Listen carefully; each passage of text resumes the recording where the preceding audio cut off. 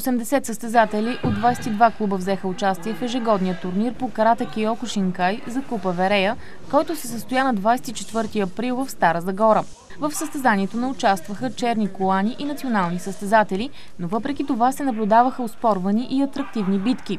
През последните години Купа Верея се явява начален старт за бъдещето участие в националният отбор. Приз за Купа Верея спечелиха Николай Вълчев при мъжете, който стана победител в категория над 90 кг, и Назифе Бекир при жените. Старши треньорът на националния отбор Сенсей Асен Асенов, който бе и домакин на мероприятието, заедно с неговия клуб Аскен, заяви, че на татамито е видял бъдещи нови попълнения в разширения състав в националния отбор. С най-много отличия се окичиха представителите на клуба домакин Аскен, както и Шугун София, които успяха да класират 100% от своите участници на почетната стълбичка. Състезанието бе открито от общинският експерт към община Стара Загора Георги Димитров. Ето и победителите във всички категории.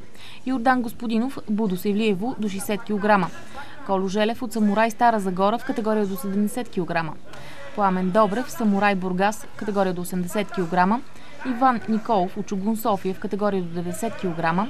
Николай Вълчев, Аскен Стара Загора над 90 кг.